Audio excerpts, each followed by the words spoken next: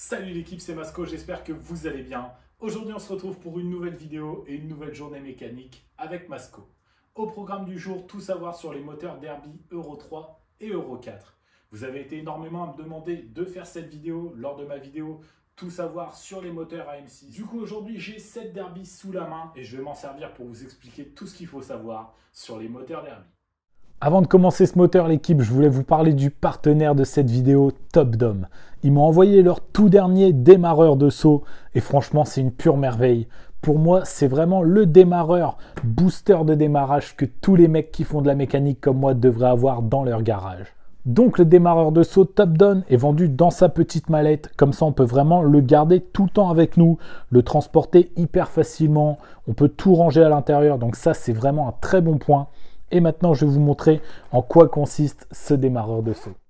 Un des gros avantages du booster de démarreur Topdome, c'est qu'il est hyper compact. Regardez, là, je l'avais même dans ma poche et franchement, ça prend pas de place. C'est super léger. On a juste ici un indicateur de charge quand on l'allume. Donc là, on peut le voir, c'est chargé à 100%.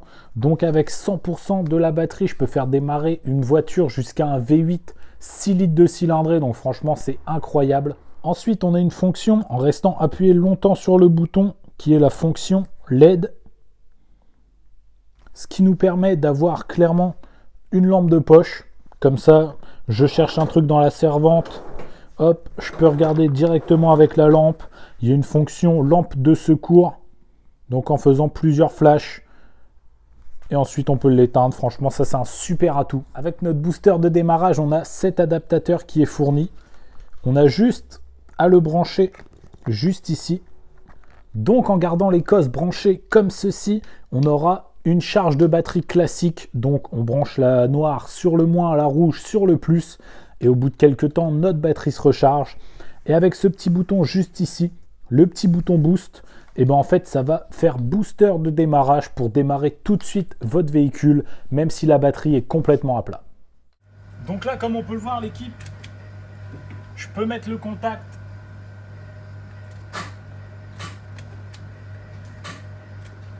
Mais impossible de démarrer.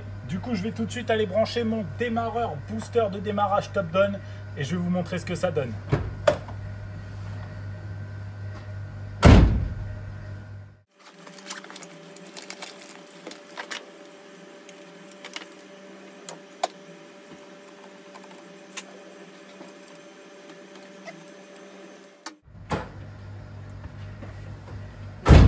Donc là, comme on peut le voir, on a déjà récupéré du jus. Je mets le contact. Ça démarre parfaitement, alors que la batterie est morte. Incroyable!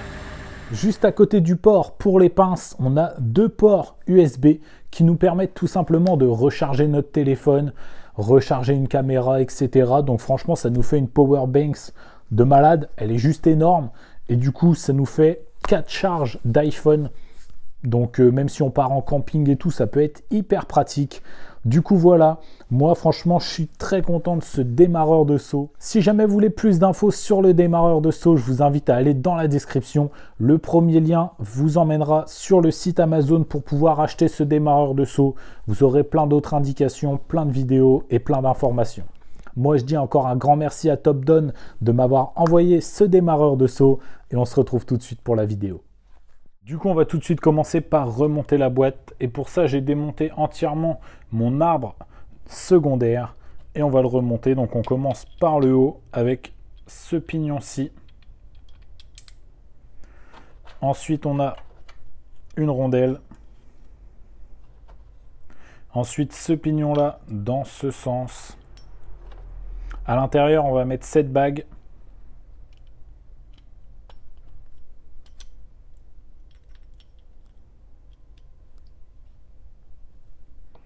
Et on termine par ces deux rondelles.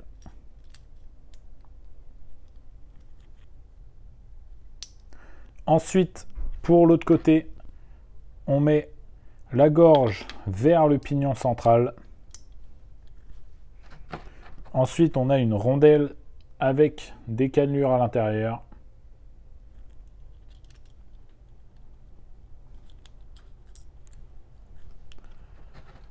Ensuite, on a ce gros pignon avec sa petite cage à aiguille à l'intérieur.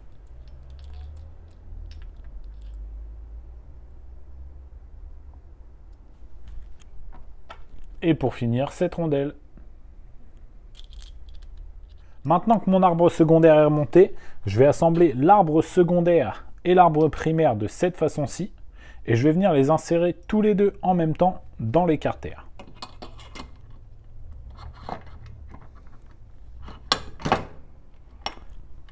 Là, franchement, c'est super simple, il n'y a aucun problème.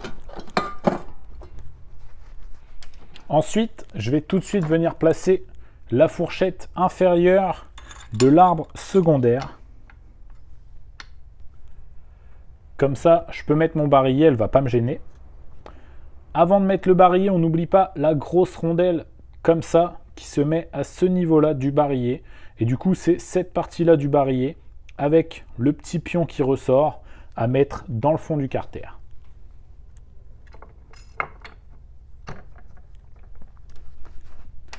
Une fois qu'on en est là, à l'aide d'un tournevis, on va venir soulever notre fourchette inférieure pour mettre le pion de la fourchette dans l'axe du bas du barillet.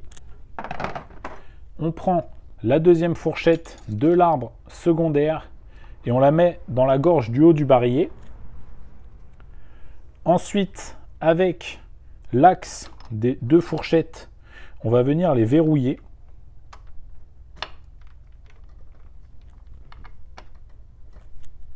Là, pour vérifier que c'est bien embuté, je vais venir taper avec le manche d'un tournevis, comme ça j'abîme pas les pièces. Là, comme on l'a entendu, c'est embuté. Je vais finir avec la fourchette de mon arbre primaire qui vient dans la gorge du milieu du barillet. Ensuite, je verrouille la fourchette avec l'axe de fourchette.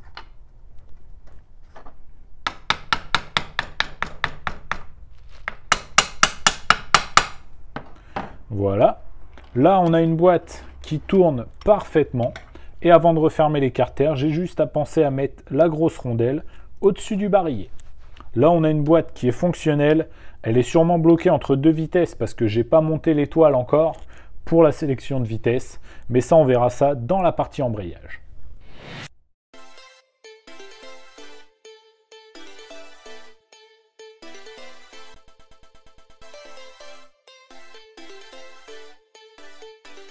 Après la boîte de vitesse, la deuxième partie qui nous intéresse vraiment, c'est la partie embrayage.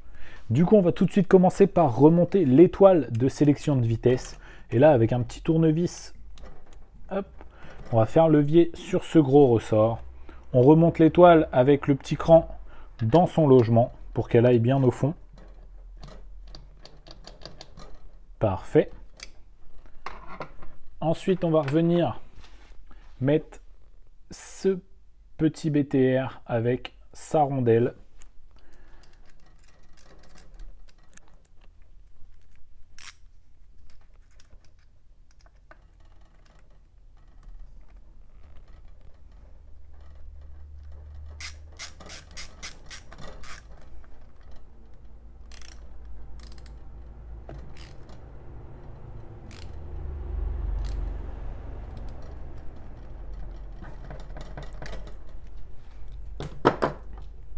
Ensuite, on va tout de suite pouvoir remonter l'axe de sélection de vitesse et on ne va pas oublier la petite rondelle qui se met ici, collée au carter.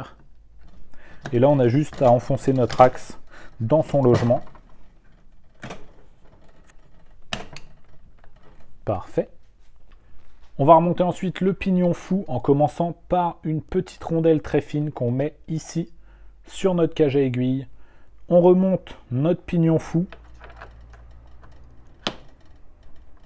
C'est un pignon qui sert à faire relais au système de kick. On remet une petite rondelle par-dessus et ensuite on vient remettre ce petit circlips.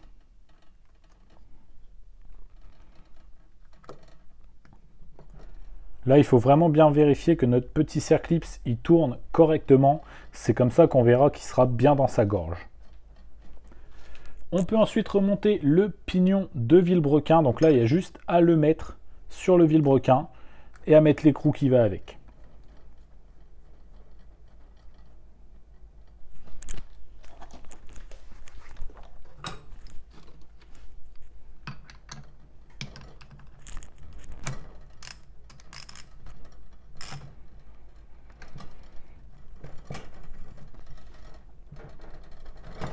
Une fois qu'on a resserré correctement notre écrou, on va pouvoir monter notre cloche d'embrayage et on va commencer par une grosse rondelle vraiment épaisse qu'on va mettre à ce niveau-là sur le roulement.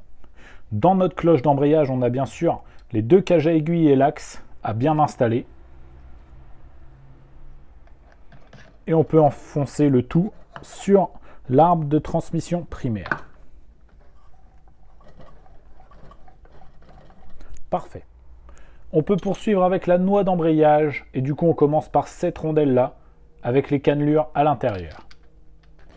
Ensuite la noix d'embrayage.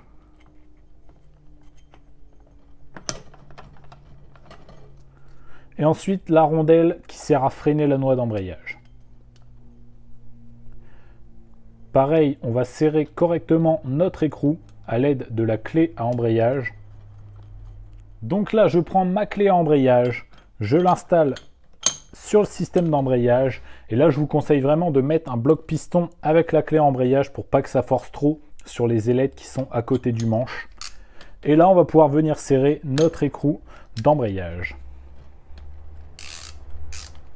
Une fois que notre écrou d'embrayage est correctement serré, avec un tournevis plat, on va venir replier une partie de la rondelle contre l'écrou, ce qui va faire freiner l'écrou. Ça empêchera l'écrou de se desserrer. Comme vous pouvez le voir, avec ce bout de rondelle replié sur l'écrou, c'est vraiment impossible qu'il se desserre. On va maintenant remonter l'embrayage. On va maintenant remonter nos disques d'embrayage et pour ça, je vous conseille vraiment de les mettre à tremper au minimum 24 heures à l'avance de les monter. Sûr, ça en fout partout quand on les monte, mais au moins notre embrayage va durer dans le temps. On commence donc naturellement par un disque garni, ensuite un disque lisse, un disque garni, un disque lisse, et ainsi de suite.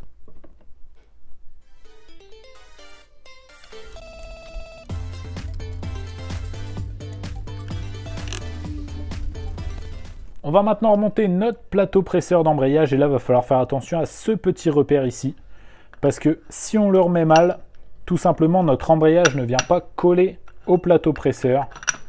Vous voyez, là, c'est tout de suite beaucoup mieux. Avec mon nouvel embrayage, j'avais des ressorts neufs de fournis. Du coup, je vais les installer et on va pouvoir resserrer notre plateau presseur.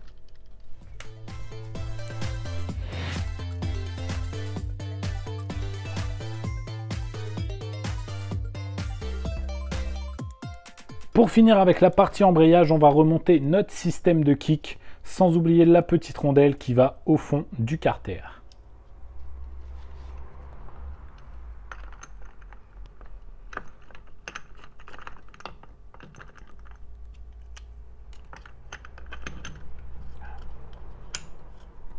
Une fois que notre système de kick est mis en place, on a juste à prendre le petit bout du ressort ici et l'emmener jusque là dans son logement.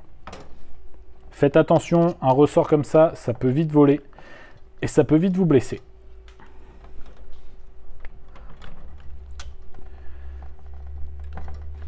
Parfait, plus qu'à remettre le joint et le carter. Du coup voilà l'équipe, on va déjà malheureusement s'arrêter là pour cette vidéo. J'espère qu'elle vous aura été utile pour remonter vos moteurs Derby. Comme vous voyez, si on s'y connaît un petit peu et qu'on fait attention à bien mettre les pièces dans le bon ordre, il n'y a rien de bien compliqué, c'est des moteurs très simples et du coup on peut le faire vraiment chez soi, soi-même, avec très peu d'outils. Comme d'habitude, si la vidéo vous a plu, n'hésitez pas à mettre votre plus beau pouce bleu. N'hésitez pas à me dire dans les commentaires si vous aimeriez que je fasse le même type de vidéo sur d'autres types de moteurs. Je pense notamment aux moteurs YX qui sont montés sur les Dirt YCF. C'est des moteurs qui sont vraiment beaucoup montés sur des motos comme les moteurs Derby, comme les moteurs AM6. Donc je pense que ça pourrait être utile. Et si vous n'êtes pas encore abonné, c'est le moment de le faire. Et surtout, n'oubliez pas d'activer la cloche pour manquer aucune de mes prochaines vidéos. Moi, je vous dis à la semaine prochaine. C'était Masco. Salut!